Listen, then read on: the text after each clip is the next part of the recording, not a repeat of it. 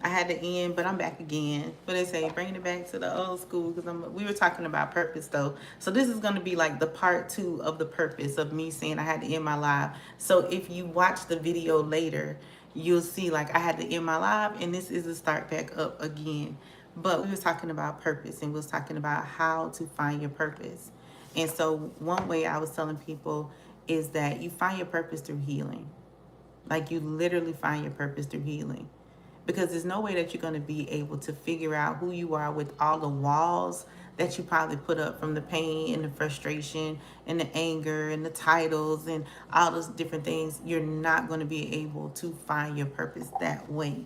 It's going to be hard for you to find your purpose. It's going to be hard for you to say, like, this is who I am and this is what I want to do. I used to grow up and be like, I don't like people, I don't like people, you know? So when I figured out, like, why don't I like people? Because it was always a lot of people at my house. But I love people. I love people and I love being around them until my social battery runs out. Because my social battery does run out. So I love to be around people and I love to see them happy. And guess what? Okay.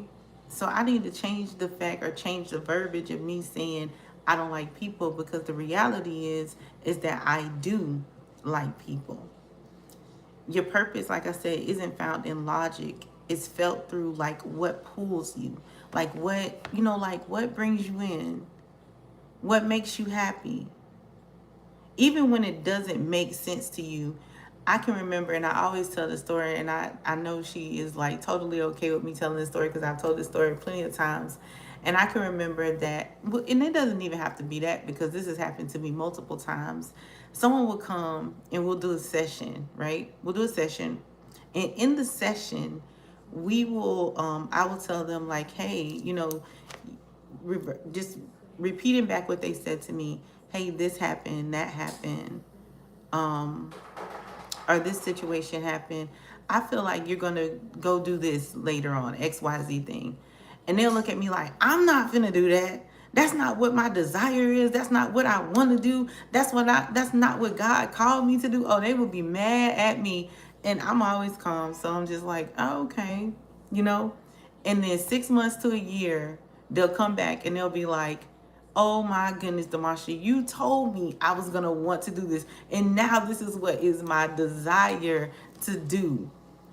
This is my desire to do this thing. And that happens. A lot of times people can see your purpose before you see it because you done built up all these walls against, like hurt and pain and frustration and all this stuff. So you can't see your purpose. Or you don't want to believe like this is my purpose in life. This is what I should be doing.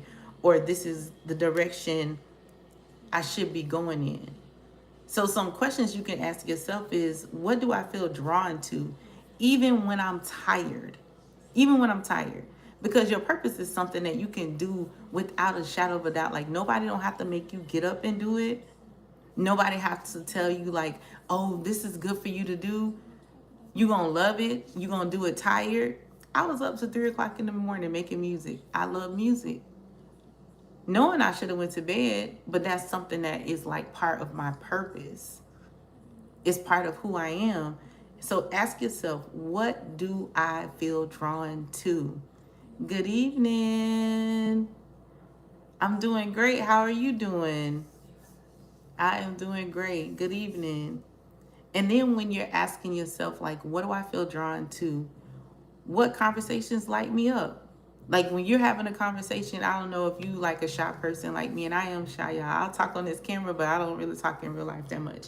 But so if you're a person that don't talk that much, but then all of a sudden, right, somebody bring up a topic and it's a topic that just make you like, yes, this is it. This is what I want to talk about. And you got all the knowledge on it, all the information, and you start looking around and people just kind of staring at you and you like, oh, wait, am I talking too much? That's probably your purpose. Like whatever that subject is, that's probably something that you need to start like drawing towards. A lot of times we are afraid of our purpose because we want to succeed at it. We want to be great at it. But if you don't feel great or you don't feel like I would be great, you said you sub now. Okay.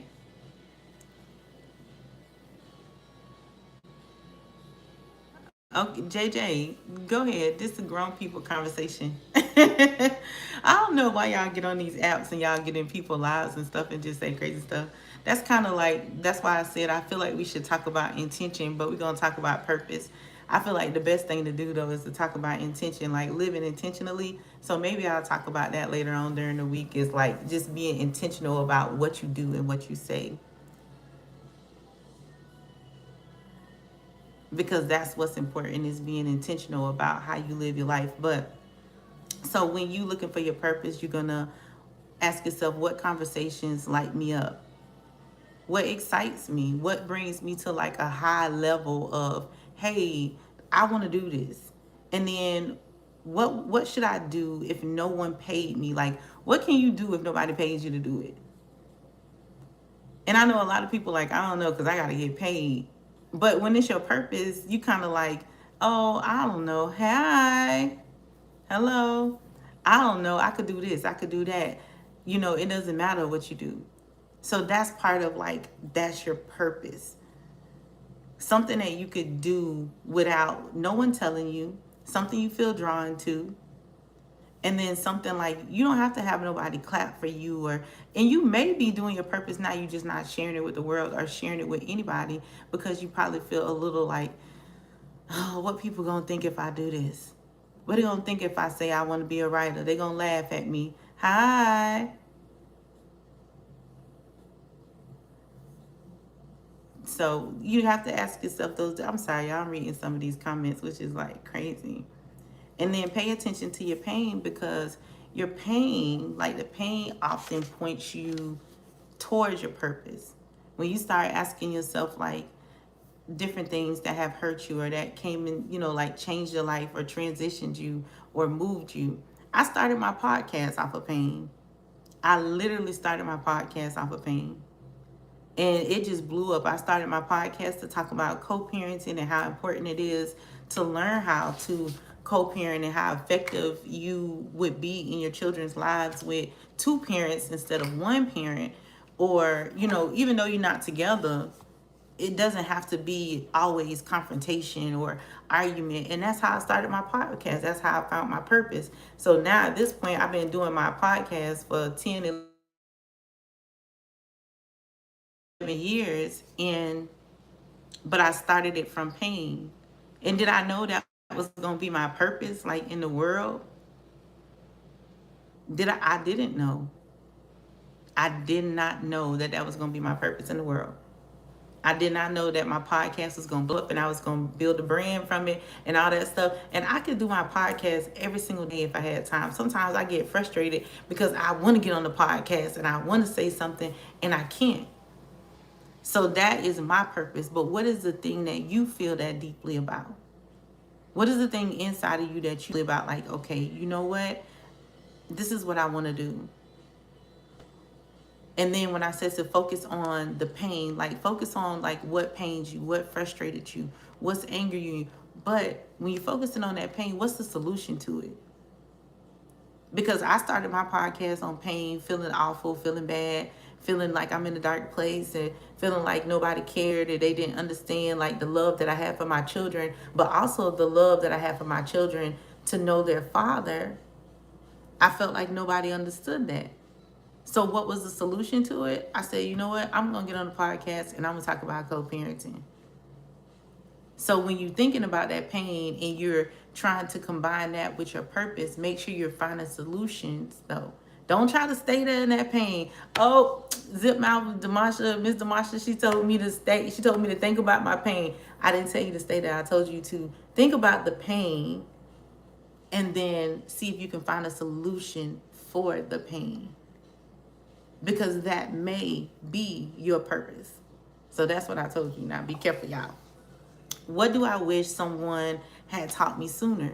That might be your purpose. I know there's a lot of mentors in the world, and I feel like mentor society is like this secret society, because there are a lot of mentors in the world, but they don't really publicize themselves unless they're in small capacities. And I always wonder why that is. And I think like maybe they just like nervous that nobody's going to accept them. But I love mentors. So maybe mentoring something that you went through, if you've been, like if you've been molested, or if you been in an abusive relationship, or you just went through a lot as a child, that is something that you can get into. You can tell people like what you went through and help them get through it. It's like thousands and thousands and thousands and millions and billions of people in the world. We can help them. We can support them. It just depends on what it is that you want to do. And then another thing to ask yourself is, where did I transform? And what wisdom came out of that? Like, where did you transform? What did you decide, like, I no longer want to be like this? And when you see other people like that, it's like, I want to help them change. I want to help them do better. I want to tell them like what I went through, what I experienced, so maybe that'll help them get through. Now, don't get up here if you're not, like, don't get incapacities of teaching people if you're not in a healed space. And so that's why I said on the other live that I had to get off real quick, because they said something was going on. But that's why I said in there is, sometimes in order to find your purpose, you have to heal from the pain. That means you have to go and do that shadow work, or you have to go into that deep praying place, or whatever it is that you do to start healing that pain. And I'm not talking about stabbing pain. I'm talking about like really healing pain, healing the pain. Because a lot of times we will stab the pain because we want to get to the next step. I was just talking to a gentleman today, and I was telling him that I teach people how to come out of the trauma so that they can go to the next level. Because we all want to go to the next level. And sometimes it feels like you just hitting a brick wall constantly, just hitting a brick wall. And you like, why can't I go to the next level? Why can't I get past this thing? A lot of times it's the big F word, fear. Fear of like what somebody's going to think of you or what they're going to feel of you. So then you can't even find your purpose, or fear of just you, because some of us don't realize that we're afraid of ourselves. We are afraid of ourselves. It don't even have to be, anything other than that, except for we are afraid of ourselves. And then number 3 is recognizing your natural gifts. What are some natural gifts that you have? Some things that you don't share with the world because you probably feel like they're going to think is crazy. I have one client who does, she crochets. And so she crochets very well, made me a beautiful hat and a beautiful purse. Very nice, can make outfits and sweaters and things. And so I asked her one day, like, why don't you share this with the world? Why don't you, do this for profit? And she was like, I don't know. I don't think it's that good. It looks wonderful. And if I had a second, I would go run and get the hat so y'all can see it in the purse. But it looks wonderful. Hello, Amber. But it looks wonderful. So if you have that secret gift, if you can paint, or if you can make music, or something that's your creative, maybe that's your purpose to share with the world. People will have like thousands and thousands of gifts that they have, and songs, or they can dance or whatever, and they'll be so scared. And I can understand that though.